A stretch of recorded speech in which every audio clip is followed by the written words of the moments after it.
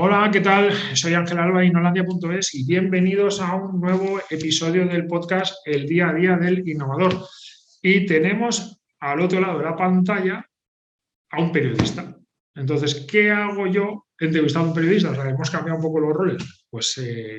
Tenemos a Eugenio Mayol, que para mí puede ser quizá uno de los analistas fundamentales en el ecosistema de innovación de España. Así es imprescindible que empecéis a seguirlo en Twitter. Eugenio, muchas gracias por estar por aquí. Nada, muchas gracias a ti, Ángel, y enhorabuena por la labor que estés haciendo en Innolandia. Me quito el sombrero. Muchas gracias. Bueno, pues para los que no lo conozcáis, Eugenio es periodista, ha sido jefe de economía del Mundo hace mucho tiempo.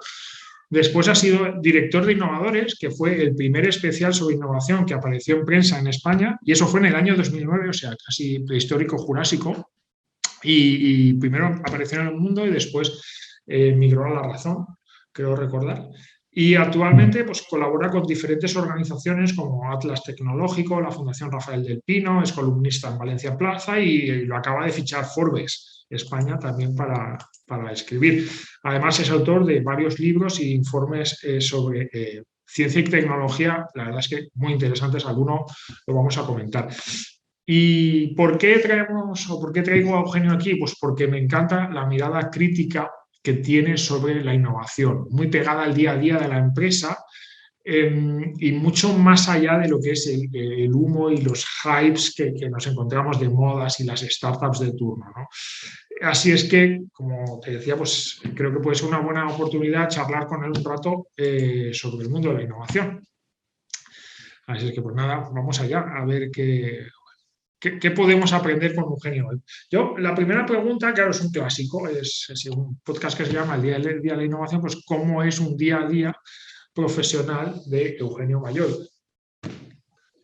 Bueno, ahora es un poco una gestión, un poco de caos, ¿no? Entonces, porque desde hace un tiempo, pues estoy un poco, he dejado un poco la tarea más informativa del día a día, aunque no del todo, y he podido dedicarme un poquito más a la labor de procesar la información e intentar generar un poco de conocimiento, ¿no? Y de ya una labor un poco más reflexiva.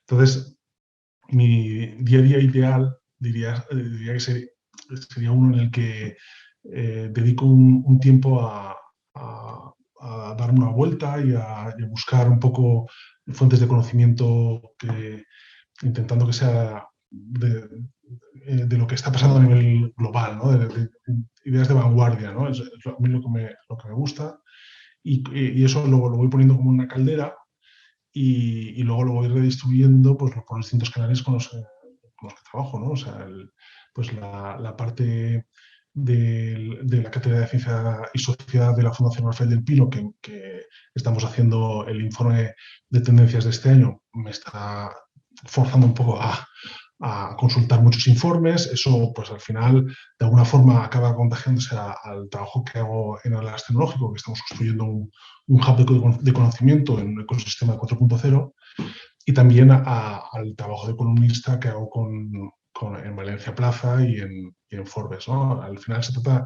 yo creo que una de las cosas más importantes que tenemos que hacer, los que intentamos comunicar, es disponer de una información de calidad, ¿no?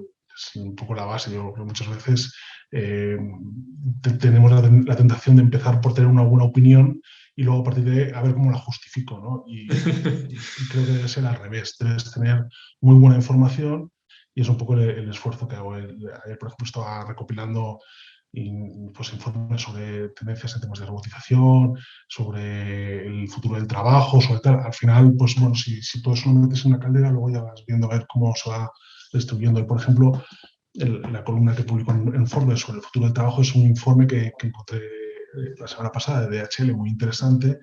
Esto lo combino con una lectura sobre el tema de la reflexión, sobre la intimidad y lo mezclo con, en fin, se trata de eso, de una vez tienes buena información, ya ir viendo a ver cómo la combinas y la distribuyes. No, Es un claro, poco es que con todo lo que me cuentas, al final estás muy al tanto del estado del arte, de las tecnologías quizá más novedosas, que quizá es algo que muchas empresas cuando nosotros entramos decimos, ¿tiene vigilancia tecnológica? Sí, claro. Vale, ¿qué vigilancia tecnológica tiene? ¿No? Realmente lo que tú haces es vigilancia tecnológica de alto nivel. Bueno, y yo creo que es, yo evidentemente no soy, no, eso lo hace mucha gente, ¿no? Pero yo creo que es un tema que si tienes que es un poco lo que podemos aportar, ¿no? Lo que yo intento aportar, ¿no? Que es intentar fijarme en lo que se está diciendo en la frontera, ¿no? Y intentar buscar, al final ya son muchos años pues, localizando fuentes que no son obvias, que no son medios de comunicación mainstream, intentar, pero yo creo que se trae muy poco a nuestro debate del día a día documentos de mucho valor que están pues en los consorcios que se han formado en Europa, por ejemplo, a propósito de las grandes tecnologías, desde las baterías eléctricas hasta la inteligencia artificial o la robótica y tal. Hay consorcios que están generando el hidrógeno, que están generando una información, unos documentos de un valor impresionante, ¿no? Por supuesto, lo que hacen los grandes hubs de conocimiento, ¿no? De los americanos, los europeos, desde luego los eventos, ¿no? O sea, es que si hay una feria en Los Ángeles que está hablando, como veía el otro día, sobre impresión 3D o la reunión del sector aeronáutico que hubo en Washington a finales de enero, pues ahí, por supuesto, por el hecho de que es una cosa que nos pasa mucho en España, ¿no? Que solo nos interesa lo que pasa aquí, ¿no? Y, oye, pues una cosa que puede pasar en el extranjero, pero que incide en sectores que tenemos aquí, que puede mostrar oportunidades, amenazas o vías de innovación, pues claro que nos interesa, eso tenemos que traerlo, ¿no? Sacar un poco la cabeza y ver un poco qué está pasando fuera, ¿no? No, me parece súper espectacular. Así es que ya sabéis lo que los que estáis viendo el vídeo, estáis escuchando el podcast, tenéis que seguir a Eugenio, incluirlo dentro de vuestras fuentes de vigilancia tecnológica, porque estaréis recogiendo información ya bien filtrada y bien masticada sobre los temas de vanguardia.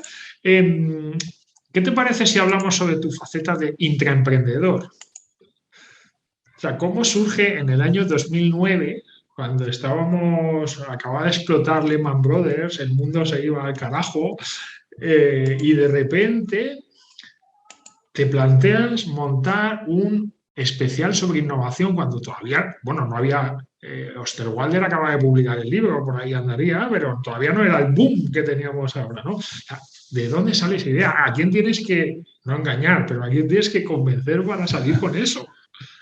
Bueno, realmente la idea surge en 2007 por unas conversaciones que tengo con el que entonces es un secretario autonómico de la Generalitat, que es Emilio Barberá, que volvió a Estados Unidos. Y él es el que me hace ver, él viene mucho con las ideas estas americanas de la innovación es algo que no tiene que estar únicamente en los laboratorios, sino que tiene que formar parte de nuestra vida en la sociedad, ¿no? Y hablar de las ideas nuevas y la creatividad, ese punto de confluencia entre el arte, la ciencia, la empresa, ¿no? Y el capital. Digamos, ese sería el punto de la creatividad que yo creo que nos falta unir, ¿no? En ese discurso. Entonces él me hizo ver esta idea, lo hablamos muchas veces, y entonces yo creé una sección que se publicaba los domingos en El Mundo, y que se llamaba El Mundo de la Innovación, que era una página solo. Y ahí convencí al entonces director, Benigno Camañas, que pues, ha sido pues, mi gran maestro periodístico, ¿no? Y él, bueno, yo creo que un poco fue en plan, bueno, si tú lo dices, pues vale, ¿no? Y así poco comenzó. Entonces, luego a Benigno Camañas lo sustituyó Rafael Navarro, que fue el delegado del Mundo de la Comunidad Valenciana, y él tuvo la visión en aquel momento de que la forma de dar sostenibilidad económica a la delegación del mundo era construir como cuatro grandes pilares, ¿no? Que de alguna forma garantizaran los ingresos de todo el año. Y uno de esos pilares era innovadores. Entonces creamos innovadores como un suplemento que tenía pues, una vía de financiación y unido a otro suplemento de salud, otro suplemento de comarcas, en fin, fue una visión que ayudó a que la delegación del mundo de la Comunidad Nacional pues, siempre fuera rentable. Entonces, bueno, ahí lo maravilloso de Innovadores es que realmente siempre hemos ido a contracorriente, hasta el último día, ¿no? Innovadores. Y, y yo creo que ha funcionado porque, pues un poco porque me ingeniería y un poco porque estas cosas tienen todo el sentido del mundo que funcionen, ¿no? Pero realmente Fundamental. hemos Sí, tenido que si ir un no poco se cree siempre. desde arriba, si no se cree. Pero ha sido un poco contra los, de alguna forma, lo bueno es que fue la primera vez que en Unidad Editorial un suplemento creado en una delegación, que era de Valencia, se extendió a otras delegaciones, saltó a País Vasco, a Cataluña, a Baleares, a Castilla y León. En Castilla y León sigue haciéndose, es muy curioso ver las páginas de Innovadores todavía tal y como las diseñamos, las diseñé en su día. Y entonces, bueno, pues yo creo que es como mi gran obra, ¿no? Al final fue ahí donde diseñé, mi gran obra entre comillas, pero no es para mí, que diseñé por secciones, diseñé una forma de enfocar las cosas, ¿no? Nuestra visión era, pues, el que motivar la innovación en las pymes, haciéndoles ver que otra pyme de su mismo polígono industrial estaba haciendo cosas que nadie hacía mejor en el mundo que ella, ¿no? Y lo hacía por talento, ¿no? Y había equipos de 2.500, recuerdo, 2.500 desarrolladores de Google en Suiza que no lo hacían mejor que Eduardo Manchón, ¿no? Que Panoramio, ¿no? Y dices, ¿cómo es posible que dos chicos que prácticamente no tenían ni para pagar el servidor, pues fueran capaces de competir con equipos de 2.500? Y era un poco sacar esta... Y luego hicimos un poco el puente con el hub de conocimiento de Harvard y el MIT, porque teníamos una persona que es Adolfo Plasencia, que está en la universidad, que tenía el contacto con todo ese ecosistema. Entonces empezamos a sacar a gente súper potente, ¿no? Y del conocimiento a nivel global. Y así es como un poco nos consolidamos. Luego nos convertimos en un producto, pero J. Ramírez tuvo la idea de ponernos en Orbit, no salíamos ni en papel. Pero de repente las grandes corporaciones nos dieron aquello parecía, realmente para un director de comunicación la página no sabían si había salido en papel o si estaba en online. Y entonces empezaron a invitarnos a eventos internacionales. Y entonces empezamos a ir a Japón, a China, a Estados Unidos, a cubrir los eventos de vanguardia internacional. Sin ni siquiera estar en papel, ¿no? Pero habíamos encontrado un hueco que realmente alguien tenía que cubrir, que era explicar la tecnología de forma que fuera comprensible para aquellos que tienen que tomar decisiones en las empresas, ¿no? Qué importante es encontrar ese hueco, ¿no? Encontrar ese dolor que tiene la gente y cubrirlo, que era un poco lo que tú decías, ¿no? O sea, en lugar de los grandes papers o no sé qué, o sea, no, te voy a hacer la innovación entendible. Sí, nosotros, por ejemplo, yo recuerdo María Climent, que está en Elche y que fue también cofundadora de Innovadores. Ella, por ejemplo, cubrió un evento de Fujitsu en Japón y la gente de Fujitsu tradujo su reportaje y lo distribuyó a toda la compañía a nivel mundial, porque no habían encontrado nadie que explicara mejor, ni siquiera dentro de su compañía, lo que ellos mismos hacían. Entonces, Bueno, ese tipo de fenómenos era un poco... Y realmente nosotros no sabíamos el potencial que tenía el ubicarnos en ese nicho. Lo descubrimos cuando empezaron a invitarnos IBM a Estados Unidos o Amazon Web Services a Los Ángeles, o empezamos a ir a China. Entonces, dijimos, ostras, aquí es que hemos tocado una tecla que alguien tenía que tocar, ¿no? En 2019 fuimos el medio escrito en español que más eventos internacionales de innovación cubrió del mundo, ámbito profesional. De ámbito de consumo, nosotros no hacíamos innovación, no tecnología de consumo, sino innovación de la que interesa a las empresas, digamos. Y fuimos el que más, los escritos en español, el que más eventos internacionales de innovación cubrió del mundo. Y eso, pues fue eso.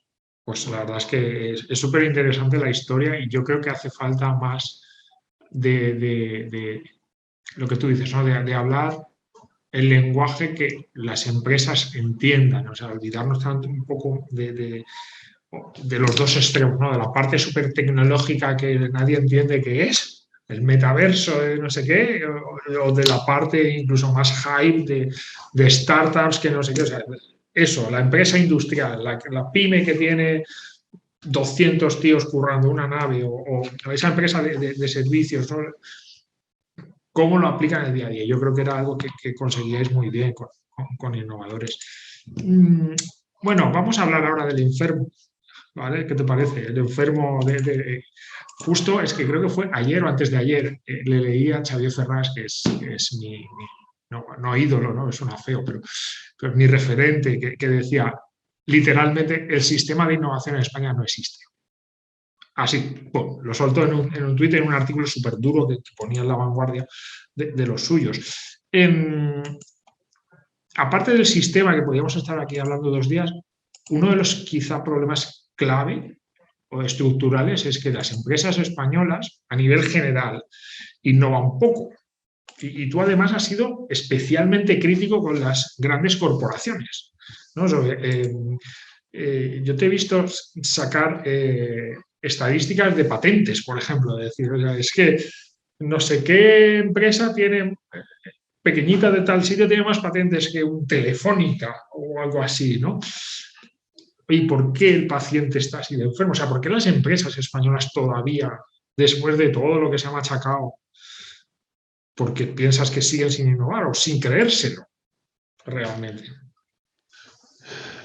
Bueno, es una reflexión profunda que hay que hacer porque yo creo, al final he llegado a la conclusión, hay muchas cosas que funcionan mal en España y alguna cosa funciona bien, afortunadamente, y es casi heroico, ¿no? Pero de todas las cosas que funcionan mal, que diría que la que más pena me da es la universidad, realmente la más culpable es el IBEX 35, ¿no? Yo creo que las grandes corporaciones españolas han vivido muy protegidas por el BOE, ¿no? Han trabajado en mercados muy regulados y no han necesitado de alguna forma innovar porque el propio BOE era el que les protegía de la competencia, ¿no? Y yo creo que en muchos ámbitos siguen todavía manteniendo esa capacidad. Se ha visto el poder logístico que tienen en algunos sectores, ¿no? Y siendo que de alguna forma la innovación es competencia, es apertura, es disponibilidad de conocimiento y es que el talento se pueda abrir camino, ¿no? Y de alguna forma estas grandes corporaciones yo creo que son culpables. Ves los datos de inversión en nuevas ideas y nuevas empresas que tienen grandes corporaciones de países como Alemania, Reino Unido o Estados Unidos y es incomparable, ¿no? Yo he tenido alguna vez discusiones amistosas, ¿no? Con estas grandes compañías y no solo les he afiado el hecho de que patenten menos que muchas empresas. O sea, yo creo que no es admisible que una empresa que está internacionalizada y hoy en día no te puedes internacionalizar sin protegerte con patentes, a no ser que no tengas ningún interés por tener tecnología. Pero si tú tienes tecnología propia, tienes que protegerte con patentes si quieres estar internacionalizado. Entonces, no puede ser una empresa internacionalizada como Telefónica patente 14 solicitudes de patente al año, ¿no? No tenga interés por estar en la vanguardia de ninguna gran tecnología. Yo recuerdo una vez hablando con la directora general de Mastercard en España, y me decía que ellos eran, en aquel momento por lo menos, eran la compañía con más patentes de blockchain. Y ellos nunca iban a utilizar el blockchain, porque de hecho el blockchain se planteaba como una alternativa a ellos. Pero lo habían visto como una amenaza, lo habían visto como un posible actor que podía moverles del terreno de juego, del mercado. Entonces se habían esforzado en innovar ahí, ¿no? En tener este presente. Lo que le he hecho en falta que nuestras grandes corporaciones hagan ese mismo trabajo. ¿Por qué no lo hacen? Pues yo creo que por la propia dinámica interna de las compañías. Yo he estado con gente de innovación de estas grandes compañías. Recuerdo una persona con la que coincidí en el MIT y le pregunté, cuando tenía una buena idea, cuál era el proceso interno, ¿no? El árbol de decisiones. Llega un punto en el que el árbol de decisiones dentro de estas grandes corporaciones es tan complejo, es tan difícil de gestionar y de alguna forma es tan difícil navegar en ese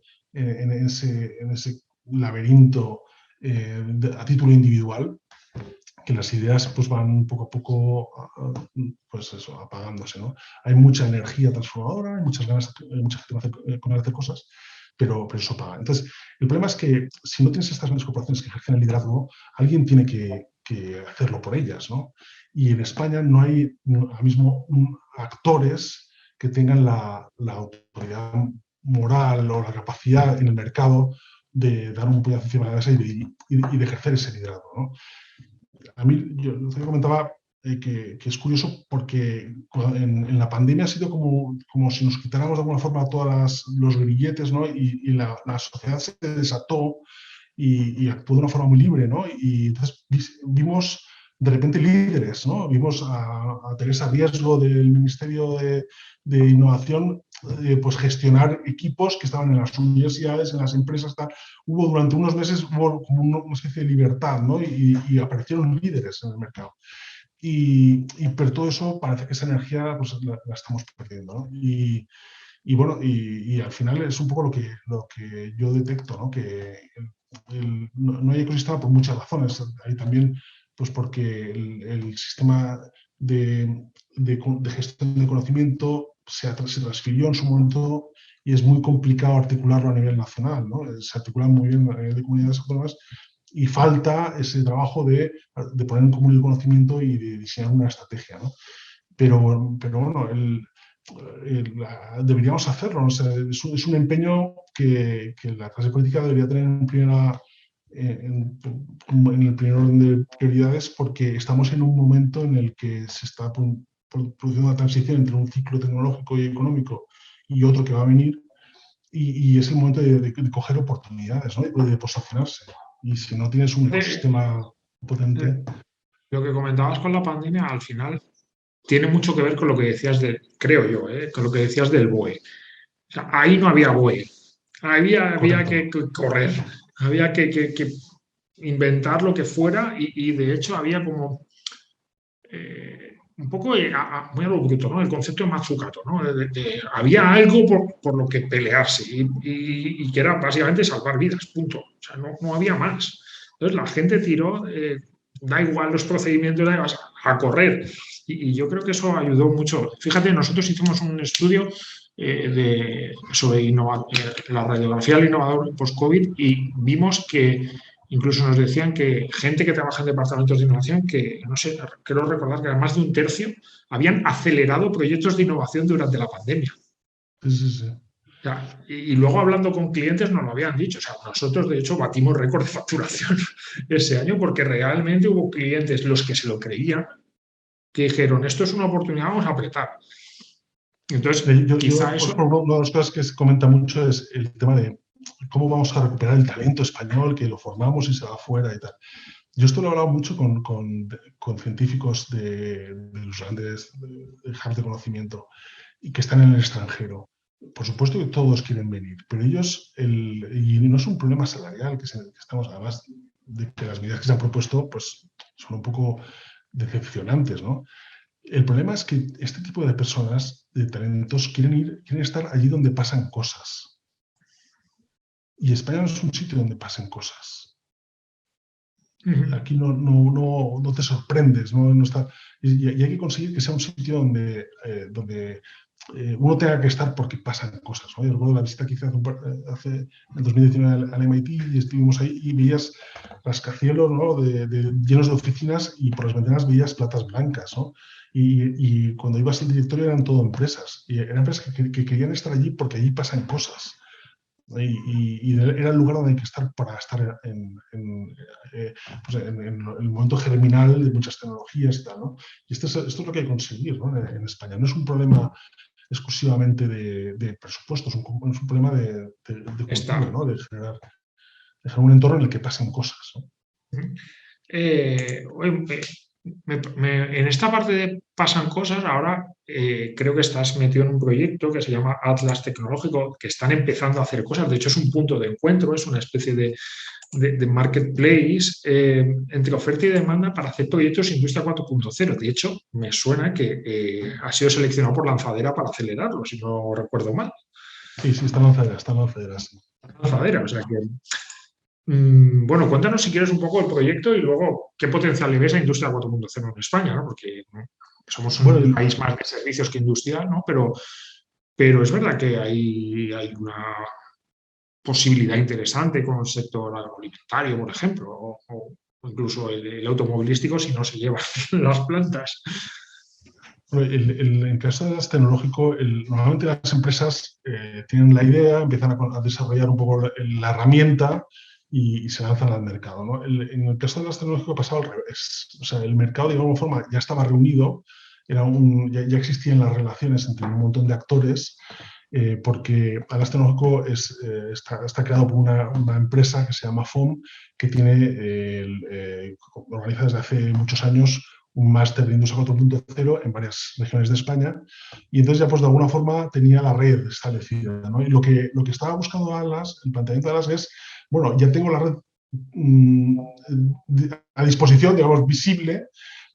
Bueno, ¿por qué no me convierto yo en un punto de referencia que los ayude a que se conecten, ¿no? Porque de alguna forma yo tengo los contactos, yo tengo la tal, me reconocen como un actor que les da confianza, y entonces, bueno, ¿por qué no me convierto yo en el intermediario para provocar este tipo de contactos, ¿no?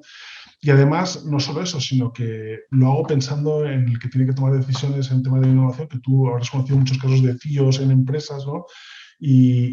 Bueno, no hay ni siquiera describirlo, porque tú lo conocerás infinitamente mejor que yo, hasta qué punto su margen de disponibilidad es súper bajo, ¿no? O sea, realmente ellos pueden tener en la idea de qué es lo que quieren hacer, pero de ahí hasta que definan con quién lo pueden hacer, cuál es el proyecto, qué pasos vamos a dar y tal. El Pues, proyecto se muere de inanición.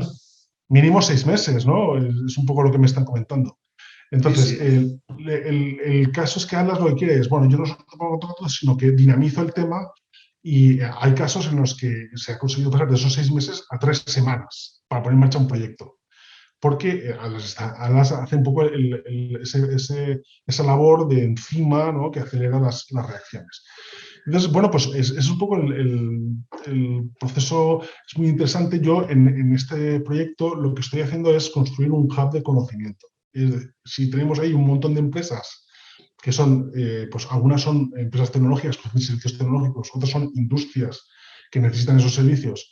Realmente todas tienen algo común, y es que generan conocimiento. Muchas veces, la mayoría de ellas generan información, la dejan en la web y bueno, a ver quién se asoma por ahí, ¿no? Pero dices, bueno, pero vamos a ver, si lo que tú estás diciendo en el sector de los vehículos autónomos, resulta que le puede interesar perfectamente al grupo Siro que está en alimentación para asustar. Entonces, bueno, lo que hago es extraer esa información, y ponerla de alguna forma, construir artículos o construir informes, lo que sea, para que esa información ponerla en valor y que esté disponible para todo el ecosistema. Es un poco y aparte pues, vamos a ir generando eventos, vamos a ir generando actividades, una publicación mensual. Pues bueno, se trata de, realmente es una pena todo el valor, toda la información de valor que hay disponible y que, en fin, falta que alguien la articule, la conecte, la ponga en relación, porque eso realmente va a ser una fuente de conocimiento súper interesante.